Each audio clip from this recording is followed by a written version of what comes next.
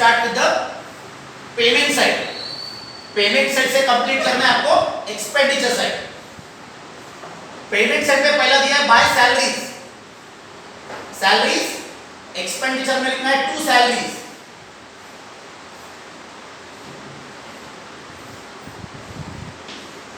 Salaries का amount है 1,10,000, inner column में लिखना है। पेमेंट साइड पे दिया सैलरीज, ब्रैकेट में लिखा है including of the previous year. Including of the previous year, previous year मतलब लास्ट ईयर। तो लास्ट ईयर का जो बैलेंस शीट है, लास्ट ईयर बैलेंस शीट में आपको आउटस्टैंडिंग सैलरीज का अमाउंट दिया 22,000। लास्ट ईयर बैलेंस शीट में लायबिलिटी साइड का अमाउंट है आउटस्टैंडिंग सैलरी 22,000, इसको माइनस करना है। तो सैलरीज में से माइनस करना है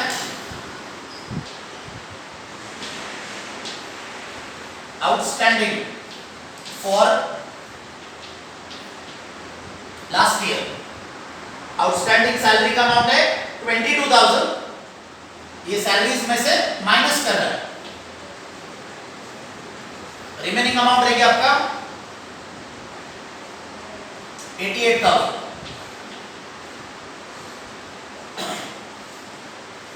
नीचे फोर्थ एडजस्टमेंट है। Fourth adjustment outstanding salary 12,000। ये जो एडजस्टमेंट के अंदर जो दिया है आउटस्टैंडिंग सैलरी 12,000, ये करंट ईयर का आउटस्टैंडिंग है। This is current year outstanding, इसको सैलरी के अंदर ऐड करना है। Plus outstanding for current year. तो फोर्थ एडजस्टमेंट है outstanding salary 12,000, this is current year outstanding, ये सैलरी के अंदर आपको ऐड करना है। ऐड करके टोटल आ गया आपका आउटसाइड कॉलम में 1 लाख। ये जो करंट ईयर का जो आउटस्टैंडिंग सैलरी ऐड किया, ये जो करंट ईयर का आउटस्टैंडिंग सैलरी ये जो ऐड किया, इसका सेकंड इफेक्ट देना है।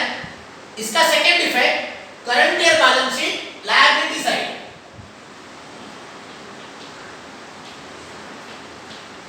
Outstanding salary, this is outstanding expense. ये आउटस्टैंडिंग क्या है? ये आउटस्टैंडिंग एक्सपेंस है।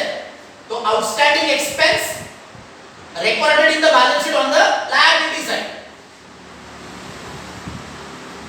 पेमेंट साइड पे नेक्स्ट वर्ड है मेडिसिन्स। मेडिसिन्स इसको एक्सपेंडिचर में लिखना है।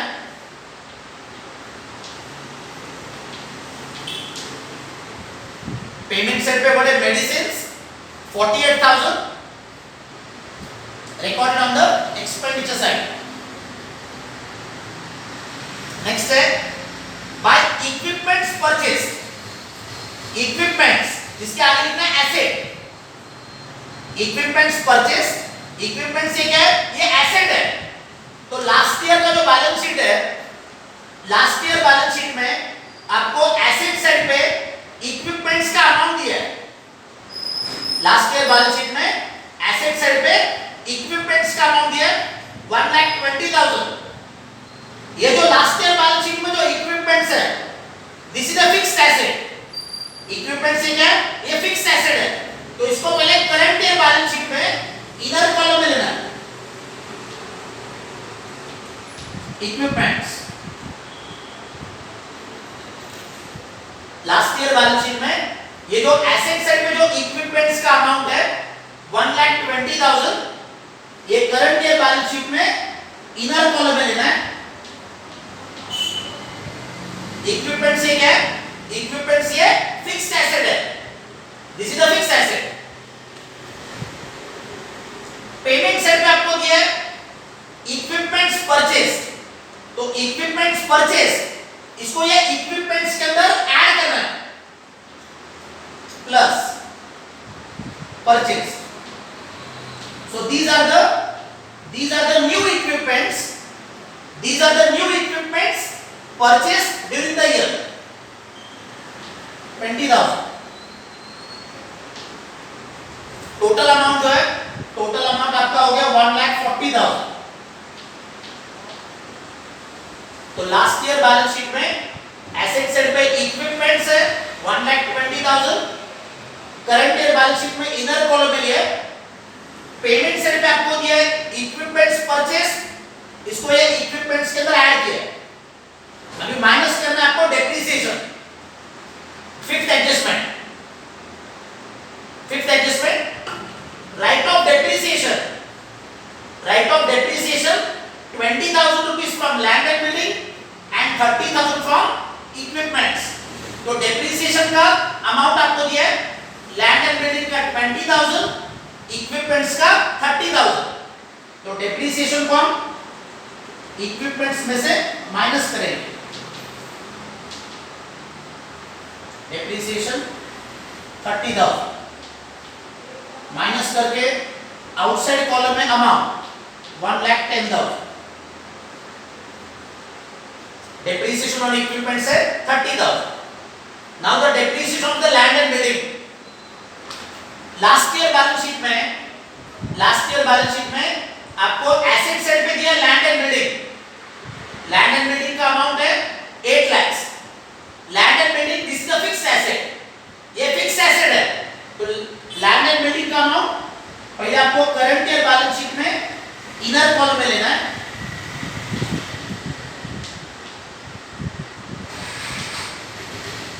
लास्ट ईयर बैलेंस शीट में ये जो एसेट साइड पे लैंड एंड बिल्डिंग है 8 लाख, इसको पहले करंट ईयर बैलेंस शीट में इनर कॉलम में लेना है एंड देन इसमें से माइनस करना है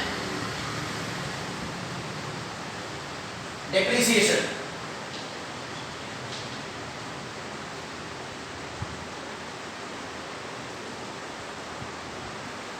तो डेप्रिसिएशन का अमाउंट है, लैंड एंड बिल्डिंग का डेप्रिसिएशन आपको दिया है 20,000,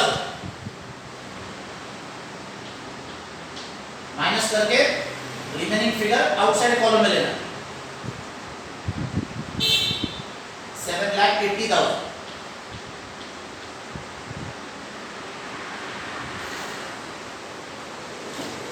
ये जो डेप्रिसिएशन जो माइनस किया इक्विपमेंट में से और लैंड एंड बिल्डिंग में से, ये डेप्रिसिएशन का दूसरा इफेक्ट देना है, डेप्रिसिएशन का दूसरा इफेक्ट ये एक्सपेंडिचर में लिखना है।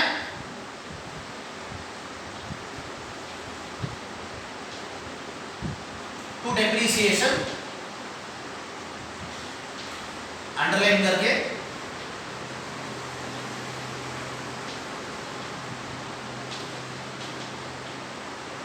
Land and building 20,000,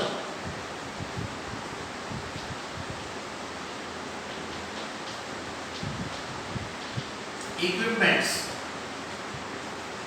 30,000। डेप्रिसिएशन का सेकेंड इफेक्ट दिया, डेप्रिसिएशन का second effect income and expenditure account में on the expenditure side. Payment side पे नेक्स्ट वर्ड है बाय टैक्सेस, टैक्सेस का पोस्टिंग एक्सपेंडिचर में करना है, to taxes,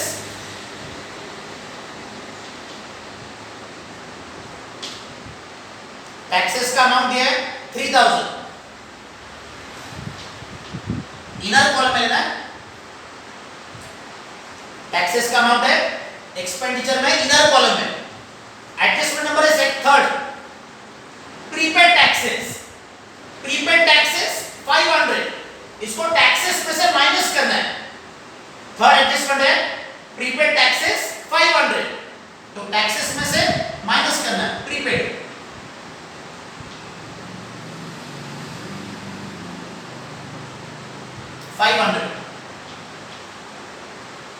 remaining amount outside column में 2,500। ये जो प्रीपेड टैक्सेस माइनस किए 500, प्रीपेड टैक्सेस ये जो 500 रुपीस माइनस किए, इसका सेकेंड इफेक्ट देना है। इसका second effect current year balance sheet में एसेट साइड में देना है।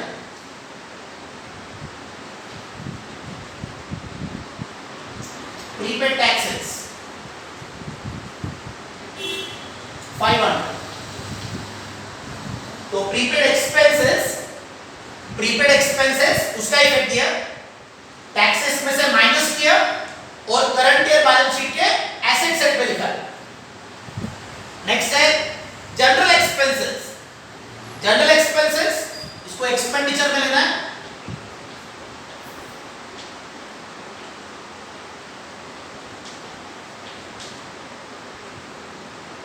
तो to general expenses, general expenses का अमाउंट है 8600।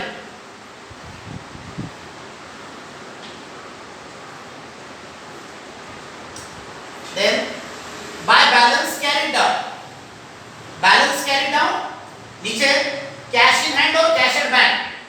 तो कैश इन हैंड और cash at bank these two are current year assets, ये दोनों आपके करंट ईयर बैलेंस शीट के एसेट्स है। तो कैश इन हैंड और कैश एट बैंक इसका पोस्टिंग जो है, इसका पोस्टिंग आपको करंट ईयर बैलेंस शीट के एसेट साइड में करना है।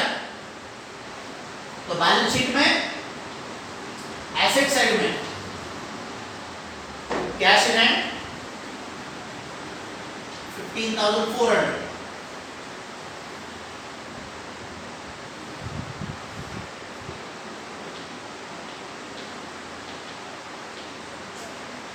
Cash at bank, cash at bank है 50,000।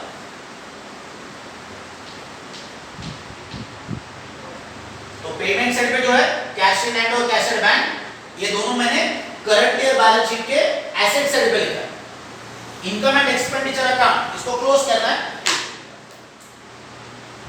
इनकम एंड एक्सपेंडिचर अकाउंट इसके अंदर आपका एक्सपेंडिचर साइड ग्रेटर है।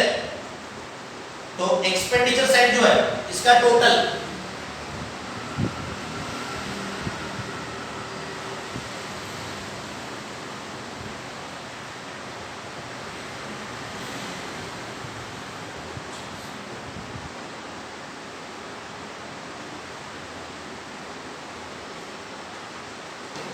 एक्सपेंडिचर का टोटल आ रहा है 2,09,100।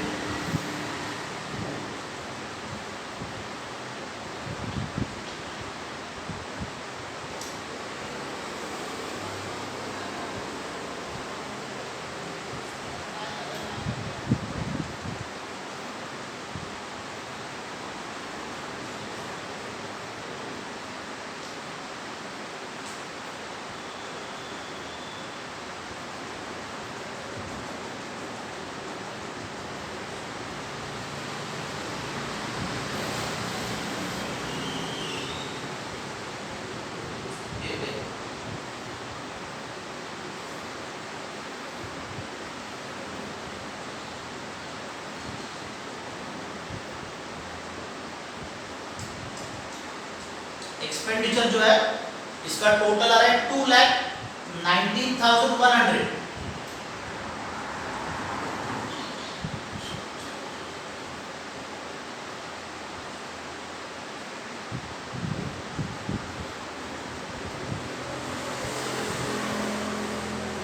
इसमें से इनकम से सब्ट्रैक्ट करना है।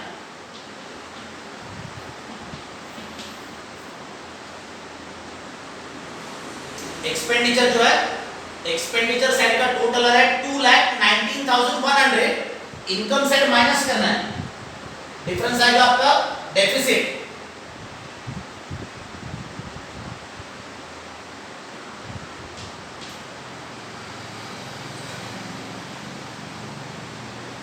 $32,100।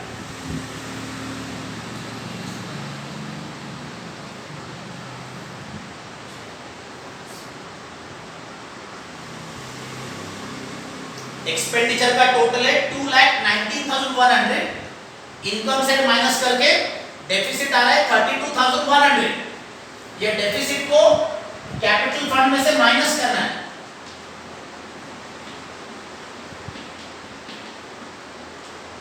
डेफिसिट जो है इसको कैपिटल फंड में से सब्ट्रैक्ट करना है।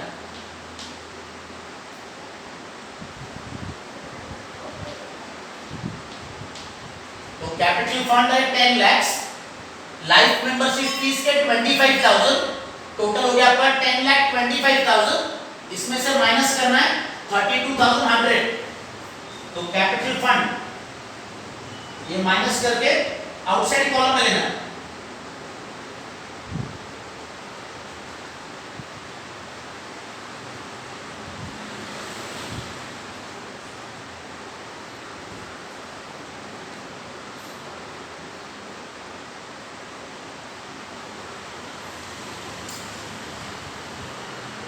कैपिटल फंड आ रहा है आउटसाइड कॉलम में 9,92,900।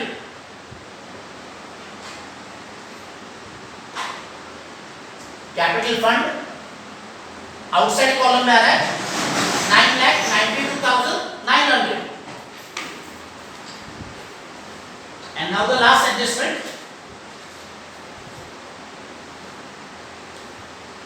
लास्ट एडजस्टमेंट जो है outstanding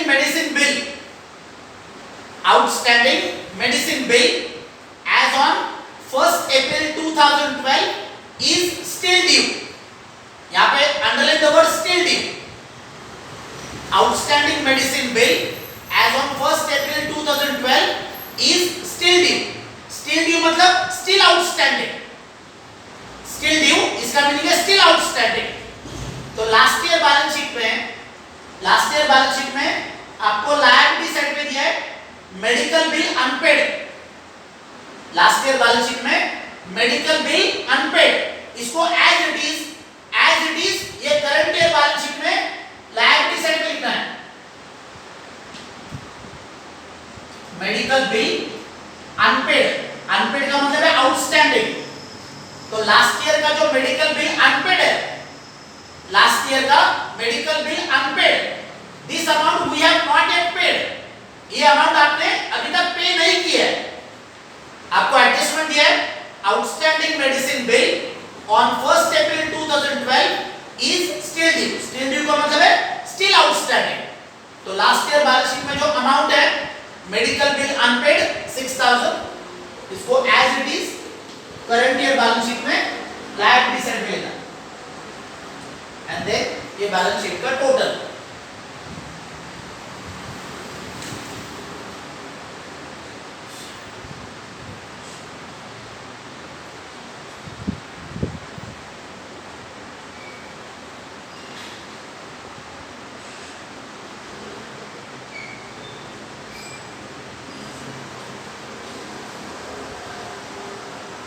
बैलेंस शीट टोटल आपका आता है 10,10,900। Balance sheet total asset side and liability side निकाला आपका 10,10,900। Balance sheet total 10,10,900।